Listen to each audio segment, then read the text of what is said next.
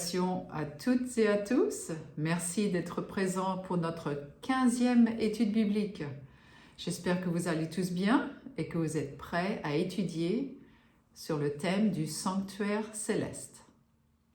Alors, y a-t-il vraiment un sanctuaire dans les cieux? Si oui, est-il habité? Nous allons répondre à ces questions et d'autres dans quelques minutes. Vous pouvez obtenir la leçon en cliquant sur le lien dans la boîte de description ci-dessous. Mais d'abord, prions ensemble. Très cher Père Céleste, quel privilège d'être en ta présence. Matthieu chapitre 18 verset 20 nous promet que là où 2 ou 3 sont assemblés en ton nom, tu es parmi nous. Que cette étude nous ouvre les yeux pour mieux comprendre ton rôle dans le sanctuaire céleste avant ton retour imminent. Au nom de Jésus-Christ, je prie. Amen. Alors le titre de cette leçon est « Un céleste modèle ». L'histoire est tirée du livre de l'Exode, chapitres 24 et 25. Nous pouvons lire ensemble maintenant l'histoire sur votre écran. Jamais auparavant l'Éternel manifesta de tels signes et merveilles qu'au moment où il délivra les enfants d'Israël de l'esclavage en Égypte. Bien des plaies tombèrent sur le royaume de Pharaon jusqu'à ce qu'il fût obligé de relâcher ses captifs. Puis l'Éternel sépara la mer Rouge et mena la jeune nation à la liberté, tandis qu'il noyait les ennemis qui les poursuivaient. Après leur entrée dans le désert, Dieu surprit plusieurs en les dirigeant vers le sud, direction opposée à la terre promise. L'Éternel savait qu'il leur fallait être organisés et qu'ils devaient apprendre à lui faire confiance avant de pouvoir recevoir leur héritage. Dieu répondit à tous leurs besoins tout au long du voyage vers le mont Sinaï. Lorsqu'ils eurent faim, Dieu les nourrit avec du pain des cieux. Lorsqu'ils eurent soif, l'Éternel fit jaillir de l'eau d'un rocher. Lorsqu'ils furent soudainement attaqués à l'arrière par un ennemi, ils bénéficièrent d'une miraculeuse victoire. Finalement, les Israélites campèrent au pied de la sainte montagne. En ce lieu, Dieu fit une chose qu'il n'avait jamais faite auparavant et qu'il ne refit plus depuis. Il énonça devant toute une nation son alliance, les 10 commandements. Après avoir énoncé distinctement sa loi, l'Éternel convoqua Moïse sur le mont Sinaï, car il voulait lui remettre une copie de sa loi gravée sur des tables de pierre. Mais Dieu lui donna également autre chose. Pendant les 40 jours et les 40 nuits qu'il passa avec l'Éternel, Moïse reçut les instructions détaillées nécessaires à la construction d'un beau temple transportable pour Dieu. Le temple serait un modèle en miniature de son actuelle demeure céleste. Cette unique structure, une leçon de choses en 3 dimensions, devait servir à enseigner au monde entier le plan du salut. Donc voilà l'histoire et maintenant nous allons commencer notre questionnaire avec la question numéro 1. Que demande Dieu à Moïse de construire et qu'en était la raison? Alors, allons dans le livre de l'Exode, chapitre 25, verset 8 pour la réponse. Ils me feront un sanctuaire et j'habiterai au milieu d'eux. Donc, que demanda Dieu à Moïse de construire? Un sanctuaire. Question numéro 2. Qu'est-ce que Dieu voulait que son peuple apprenne du sanctuaire et de ses services? Alors, allons dans le livre des psaumes, 77e psaume, verset 14.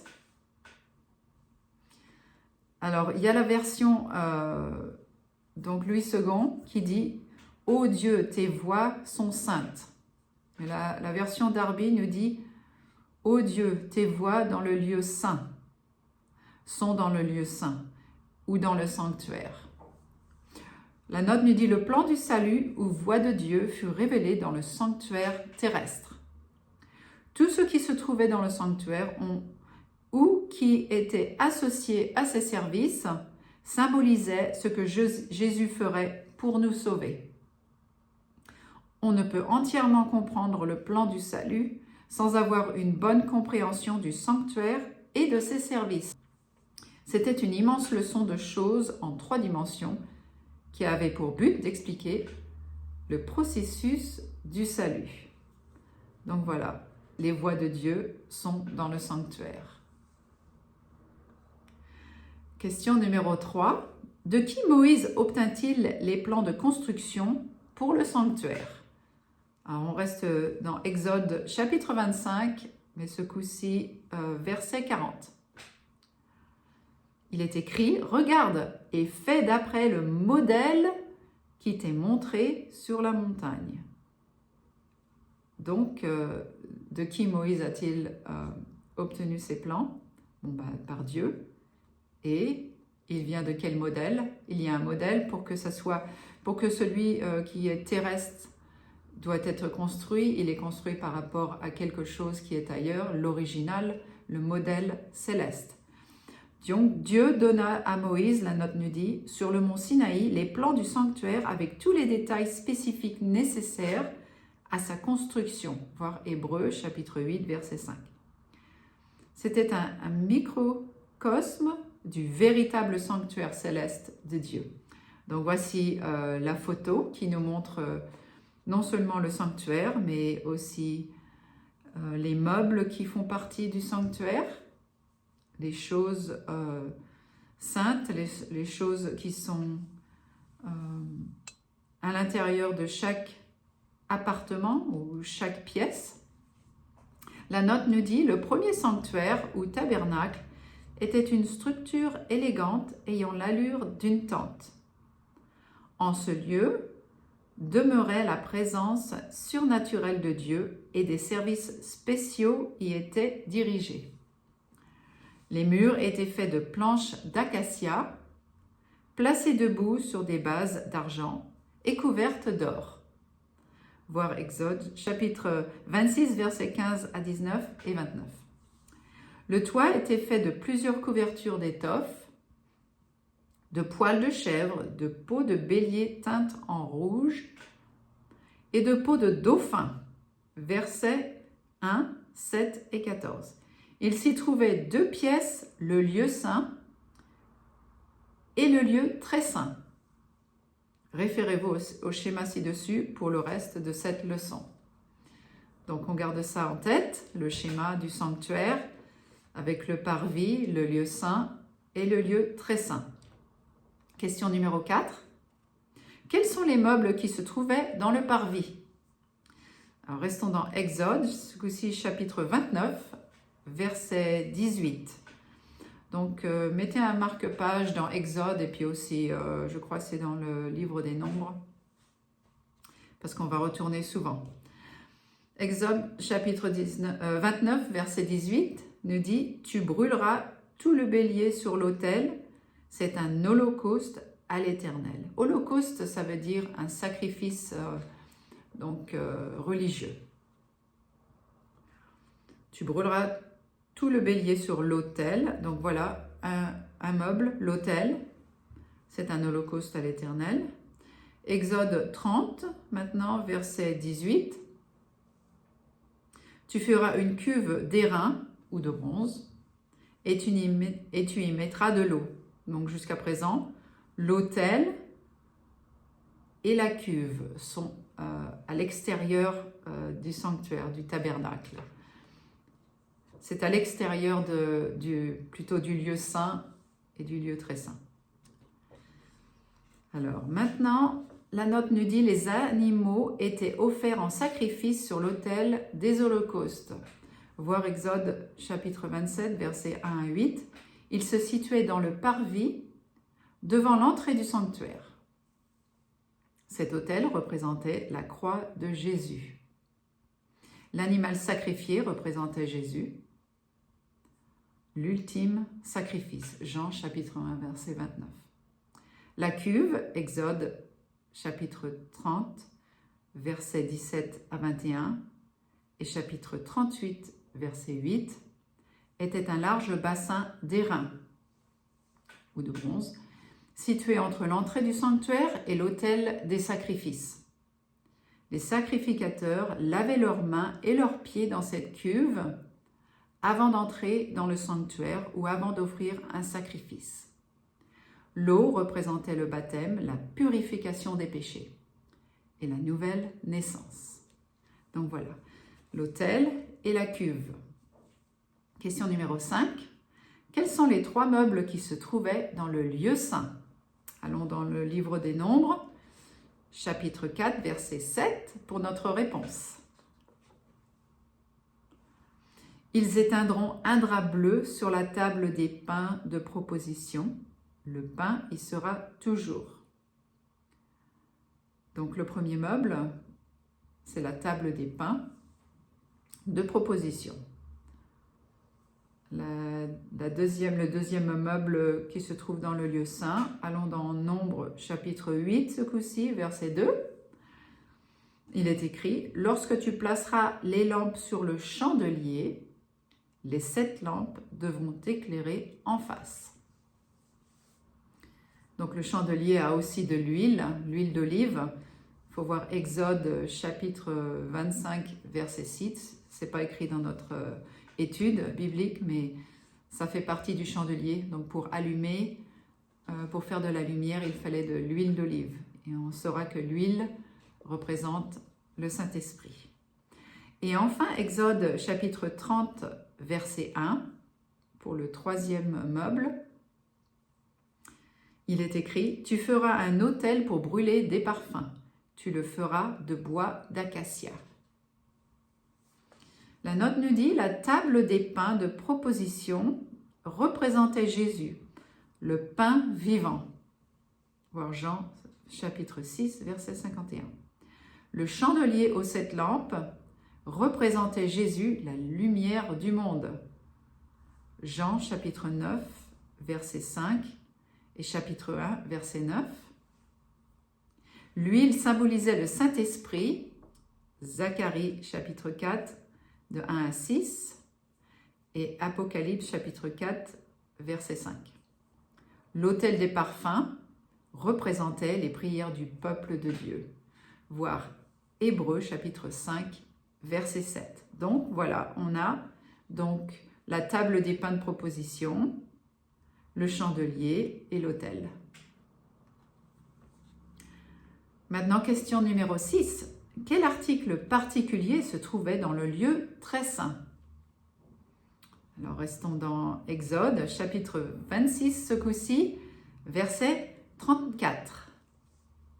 Exode 26, 34 nous dit « Tu mettras le propitiatoire sur l'arche du témoignage dans le lieu très saint. » Donc, l'arche du témoignage, c'est la réponse. La note nous dit c'est un coffre en acacia couvert d'or qui était le seul objet se trouvant dans le lieu très saint. Au-dessus du coffre se trouvaient 2 anges faits d'or battu. Le couvercle de l'arche où la présence de Dieu demeurait était appelé le propitiatoire. Exode 25, versets 17 à 22. Cet endroit symbolisait le trône de Dieu dans les cieux, qui est de même situé entre 2 anges.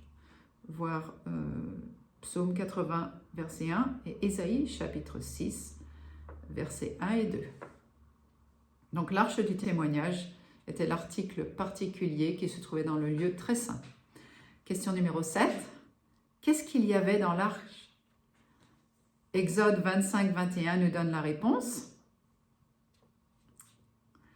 Alors, il est écrit, tu mettras le propitiatoire sur l'arche et tu mettras dans l'arche le témoignage que je te donnerai. Alors, quel est ce témoignage? Allons dans le livre de Deutéronome, chapitre 10, versets 4 et 5, pour avoir notre précision de ce qu'est le témoignage. L'Éternel écrivit sur les tables ce qui avait été écrit sur les premières, les 10 paroles, ou les 10 commandements, qu'il vous avait dites sur la montagne, le mont Sinaï donc. Je retournai et je descendis de la montagne, je mis les tables dans l'arche que j'avais faite, et elles restèrent là, comme l'Éternel me l'avait ordonné. Donc, qu'est-ce qu'il y avait dans l'arche? Les 10 commandements. La note nous dit, Dieu écrivit son alliance avec son propre doigt sur 2 tables de pierre, et elles furent placées à l'intérieur de l'arche. Le propitiatoire fut placé au-dessus d'elles, signifiant qu'aussi longtemps que le peuple de Dieu confessait ses péchés et s'en détournait, il recevrait la miséricorde par le sang que répandait le sacrificateur sur le propitiatoire. Donc voir Lévitique, chapitre 16, versets 15 et 16. Ce sang représentait le sang répandu par Jésus, amenant ainsi toute personne au pardon et à la purification. Voir Matthieu, chapitre 26, verset 28 et Hébreux, chapitre 9, verset 22. Donc voilà, qu'est-ce qu'il y avait dans l'arche? Les 10 commandements.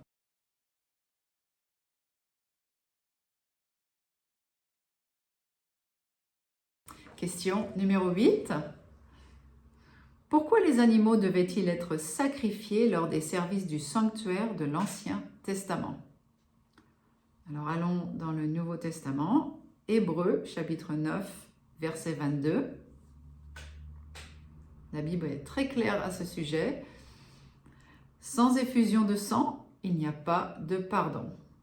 Donc il faut qu'il y ait un sacrifice pour que le pardon soit donné. Matthieu chapitre 26, verset 28.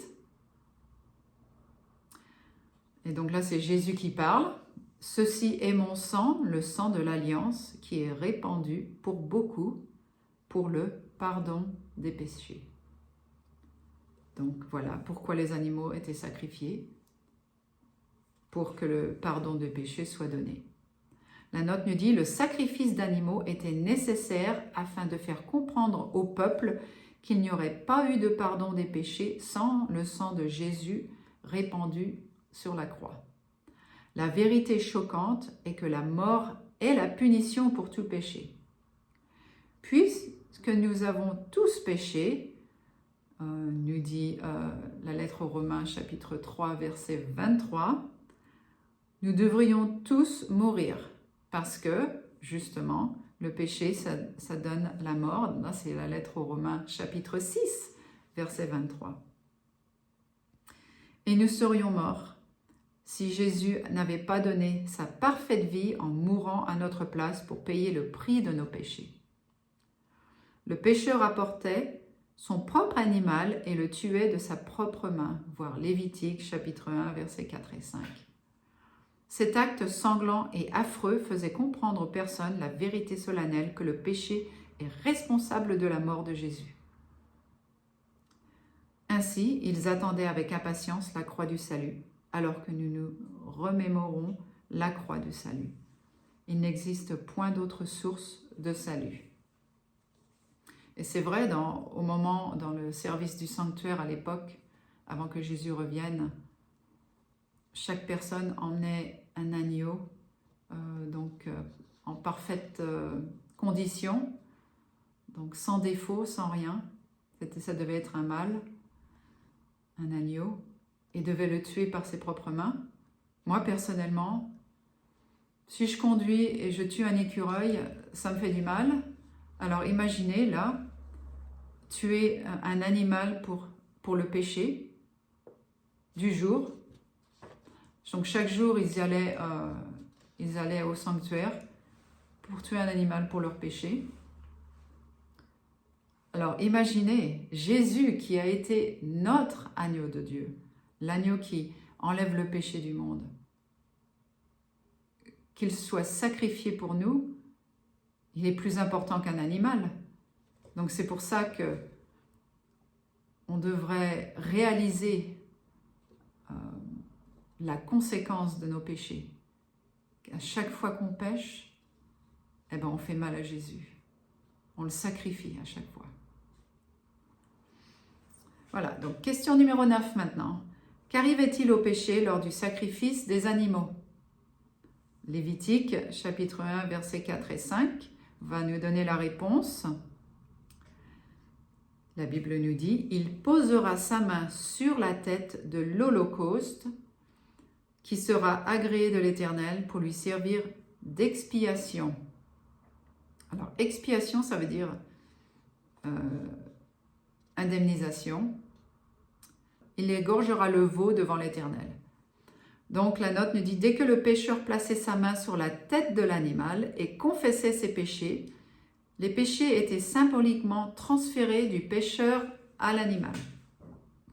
Ainsi, l'animal devenait coupable et devait recevoir la peine de mort. Cet acte représentait Jésus assumant nos péchés. Donc oui, quand il était sur la croix, il avait ce fardeau de péché sur lui et ensuite il est mort pour nos péchés, pour qu'on ne reçoive pas donc la punition du péché. Question numéro 10. Qu'arrivait-il au péché lorsque des animaux étaient sacrifiés pour toute l'assemblée? Alors on reste dans Lévitique, ce coup-ci chapitre 4, verset 17. La Bible nous dit, « Il trempera son doigt dans le sang et en fera 7 fois l'aspersion devant l'Éternel en face du voile. » Voilà.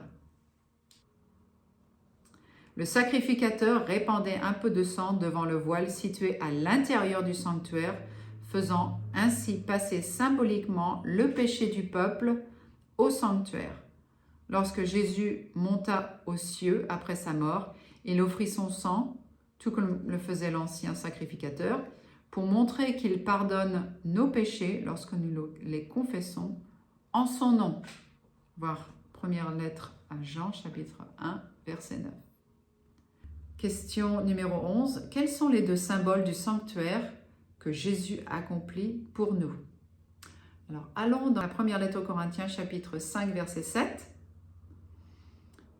La Bible nous dit, « Car Christ, notre Pâque, ou l'agneau pascal, a été immolé. » Donc, c'est la première réponse, Pâques. Hébreux, chapitre 4, verset 14, nous dit, « Ainsi, puisque nous avons un grand souverain sacrificateur qui a traversé les cieux, Jésus, le Fils de Dieu. » Donc, la note nous dit « Jésus sert de sacrifice pour nos péchés et il est aussi notre céleste souverain sacrificateur. » Donc, ce sont les 2 réponses. Il a été notre sacrifice et maintenant, il est notre souverain sacrificateur au ciel. Accomplissant ainsi pour nous 2 choses miraculeuses. La première, c'est un changement complet de vie, car tous les péchés du passé ont été pardonnés et qui constituent la nouvelle naissance. Voir Jean chapitre 3, versets 3 et 6 et la lettre aux Romains chapitre 3, verset 25. La seconde, c'est de pouvoir vivre dans la sainteté dans le présent et à l'avenir. Voir Tite chapitre 2, verset 14 et Philippiens chapitre 2, verset 13. Ces 2 choses rendent une personne juste, ce qui signifie que les relations ont été rétablies entre elle et Dieu. Il n'est pas possible qu'une personne devienne juste par ses œuvres, par ses propres efforts. Ça, c'est une des doctrines de l'Église catholique, que par les œuvres, on est justifié. Car la justification vient de la grâce que seul Jésus peut nous donner. Ceci est la justification par la foi et demeure la seule vraie forme de justification. Donc oui, c'est dans le livre des Actes, chapitre 4, verset 12. Question numéro 12. Quelles sont les 6 promesses données par la Bible au sujet de la justification que nous offre Jésus? Alors, allons voir ça en commençant... Ouais, on ne va pas lire tout ça, on va juste les énumérer. Alors, la première, « Il couvrira nos péchés antérieurs et nous considérera innocents. » Voir Ésaïe, chapitre 44, verset 22, et la première lettre à Jean, chapitre 1, verset 9. Donc, il couvrira nos péchés. La deuxième chose, Jésus promet de nous restaurer à l'image de Dieu. Voir la lettre aux Romains, chapitre 8, verset 29. La troisième chose, troisième promesse, Jésus nous donne le désir et le pouvoir de faire la volonté de Dieu. voir la lettre aux Philippiens, chapitre 2, verset 13. La quatrième promesse, Jésus nous incitera seulement à faire les choses qui plaisent à Dieu. Voir Hébreux, chapitre 13, versets 20 et 21, et première lettre à Jean, chapitre 3, et verset 22.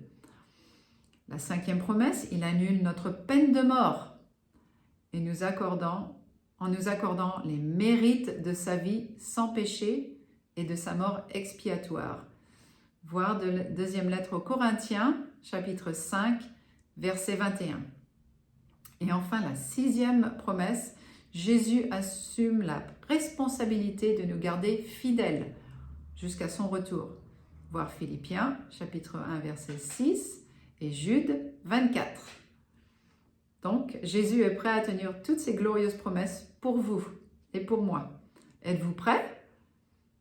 Si vous voulez, on peut s'agenouiller maintenant et demander de contrôler notre vie.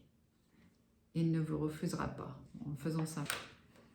Cher Père Céleste, merci pour toutes ces promesses que tu nous donnes.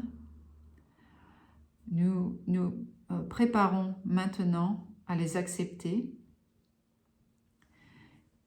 pour la justification que tu nous offres. Je te demande de contrôler nos vies, car tu nous as promis que tu ne nous laisserais pas orphelins, tu serais toujours avec nous. Et si on demande quoi que ce soit en ton nom, tu le feras. Merci de ta grâce, merci de ta miséricorde et merci pour ces promesses. Au nom de Jésus, je prie. Amen. Voilà, question numéro 13 maintenant. N'avons-nous aucun rôle à jouer afin de devenir justes? Voir Matthieu 7, verset 21. Oui, on a un rôle à jouer, mais allons voir ce que dit la Bible. Ceux qui me disent « Seigneur, Seigneur » n'entreront pas tous dans le royaume de Dieu, mais seulement celui qui fait la volonté de mon Père qui est dans les cieux. Donc, on peut aller à l'église le 7e jour, on peut faire ci, on peut faire ça, on peut prier 3 fois par jour, on peut faire des jeûnes 2-3 fois par semaine, on peut faire des œuvres de charité et tout ça, mais celui qui fait la volonté de mon Père qui est dans les cieux, ça c'est celui-là qui rentrera dans le royaume des cieux, celui qui fait sa volonté. Donc la réponse est oui, notre rôle est de remettre notre cœur et notre volonté à Jésus. Donc il faut se soumettre à lui et de les laisser nous diriger. Nous devons lui faire confiance en lui laissant prendre le plein contrôle de notre vie. Donc nous, on doit prendre la décision de vouloir faire sa volonté. Lui, il nous donnera la puissance de le faire. Beaucoup croient que Jésus prendra avec lui tous ceux qui professent simplement son nom, sans tenir compte de leur conduite. Mais cette croyance mortelle est fausse. Voir Matthieu chapitre 7, verset 14. Donc voilà, c'est clair. Notre rôle, c'est de vouloir faire sa volonté et de prendre notre décision de vouloir l'obéir. Mais bien sûr, tout seul, on ne peut pas le faire. Il faut demander l'aide. Et c'est là que Jésus nous donne, par le Saint-Esprit, le pouvoir, la puissance de l'obéir et d'arrêter de pécher. On approche la fin, là. Question numéro 14, l'avant-dernière question. Que se passait-il le jour des expiations? Alors, retournons dans Lévitique, chapitre 16, verset 30. Oui, c'est dans l'Ancien Testament, parce que c'était pendant les services du sanctuaire, et maintenant, il n'y a plus besoin de le faire. Et il nous est écrit, « Car en ce jour, on fera l'expiation pour vous, afin de vous purifier. Vous serez purifiés de tous vos péchés devant l'Éternel. » Donc la purification, c'est ce qui se passe ce jour-là. Le jour des expiations était un jour solennel de jugement qui avait lieu chaque année en Israël. Lévitique, chapitre 23, verset 27. Chaque péché devait être confessé et abandonné. Ceux qui refusaient de faire ainsi étaient le jour même définitivement expulsés du camp d'Israël. Verset 29. En ce jour, 2 boucs étaient choisis. L'un représentait le bouc de Dieu et l'autre, le bouc émissaire, représentait Satan. Lévitique chapitre 16, versets 7 et 8. Le bouc de Dieu était tué et offert pour les péchés du peuple, verset 9. Son sang était transporté dans le lieu très saint et répandu sur et devant le propitiatoire, verset 14. Le jour spécial de jugement était le seul jour pendant lequel le sacrificateur pouvait entrer dans le lieu très saint. Le sang répandu, représentant le sacrifice de Jésus, était ensuite accepté par Dieu, puis les péchés confessés du peuple étaient transférés du sanctuaire au sacrificateur. Le sacrificateur transférerait à son tour ces mêmes péchés confessés sur le bouc émissaire qui par la suite était conduit et abandonné dans le désert. Versets 16, 20 et 22. De cette façon, le sanctuaire était purifié des péchés du peuple qui avait été transféré par l'aspersion du sang tout au long de l'année. Donc toute l'année, chaque jour, si on avait péché, on doit amener un animal pour le sacrifice. Donc 359 jours dans l'année. Et le 360e jour, c'était le jour des expiations. Donc là où tous les péchés de tout le monde étaient mis sur le bouc émissaire. Et voilà, c'était celui-là qui était sacrifié, comme Jésus avait été sacrifié sur la croix. Donc que se passe-t-il? Il y a une purification qui se passe. Question numéro 15, notre dernière question. L'ancien jour des expiations présageait-il une éventuelle purification du sanctuaire céleste? Allons dans le livre des Hébreux, chapitre 9, verset 23. La réponse courte, c'est oui. Il est donc nécessaire, puisque les images des choses qui sont dans les cieux devraient être purifiées de cette manière, que les choses célestes elles-mêmes le soient par les sacrifices plus excellents que cela. Donc oui, les services effectués en ce jour d'expiation indiqueraient que Jésus, notre souverain sacrificateur, effacerait nos péchés du sanctuaire céleste. Jésus s'y trouve afin de servir d'intermédiaire pour son peuple, donc le médiateur, et il est prêt à effacer les péchés de tous ceux qui font preuve de foi en son sang répandu. Le jour ancien des expiations, tout comme le Yom Kippour, célébré de nos jours en Israël, présageait l'expiation finale qui doit être faite pour la planète Terre. L'expiation finale amène au jugement final qui réglera une fois pour toutes le problème du péché qui existe dans la vie de tout individu. Notre prochaine leçon démontre comment Dieu établit la date du commencement du jugement céleste. Passionnant, n'est-ce pas? Oui, donc il y a un jour où justement le jour d'expiation menait au jugement d'Israël, et dans ce sens-là maintenant le jugement d'Israël spirituel. Donc voilà, nous avons donc fini notre étude. J'espère que vous avez appris quelque chose de nouveau aujourd'hui. Nous savons où se trouve Jésus et son travail dans ce sanctuaire céleste pendant ce jour des expiations antitypiques, et ce jour spécial mène au jugement final. Alors prions ensemble.